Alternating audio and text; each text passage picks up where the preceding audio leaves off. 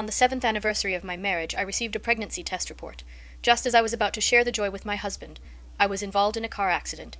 The doctor called my husband more than 20 times, but he never answered a single call. In the end, I had no choice but to endure the pain and sign the surgical consent form myself. When I woke up again, the doctor looked at me with undisguised displeasure.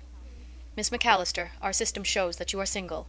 Why did you lie about having a husband? Do you know that because the rescue was delayed, the child in your womb has already—" I sat frozen on the hospital bed, unable to decide which piece of news hurt more.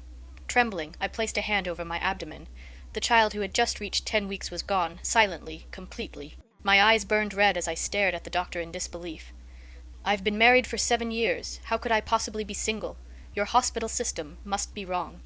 My protest came to an abrupt halt when the hospital produced its official records. Staring at the stamped seal on the documents, my vision shook. I walked out of the hospital stiffly, holding both a miscarriage report and a certificate proving I was single. The very next second, I saw my husband stepping out of the Civil Affairs Bureau, arm in arm with my younger sister, who had been missing for 7 years.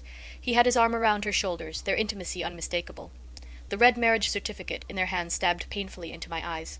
At that moment, my heart sank to the very bottom. The wind carried their conversation to my ears. "Emmett, if Camille finds out that we registered our marriage, she'll probably blame us after all. She has been your wife for the past 7 years. Emmett replied without hesitation, "I've never considered her my wife. In my eyes, you are the only one who truly matters. What we're holding is the real marriage certificate. If you want, I can get rid of her." As the truth laid itself bare, a deafening roar filled my ears. 7 years of devotion wasted. It was time for me to leave. I stood frozen in place as the documents slipped from my hands and scattered across the ground. At some point, Leanne and I met eyes. There was unmistakable pride in hers, as if she had noticed my presence long ago. "Emmett, I really didn't expect you to say something like that," she said softly.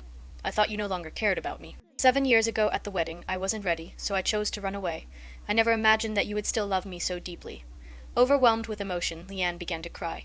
Emmett gently wiped the tears from her cheeks. His eyes filled with a tenderness I had never once seen directed at me. "My wife was always meant to be you," he said solemnly.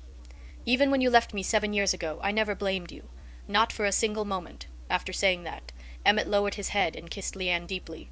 My breathing turned ragged as a sour, suffocating pain spread through my entire body. But Leanne was still not satisfied. She narrowed her eyes and glanced in my direction before lowering her voice. "Emmett, you don't have to say this just because of my illness. After all, you and my sister have been together for 7 years. You must love her. I'll be fine on my own." Emmett immediately grabbed her hand, his expression earnest.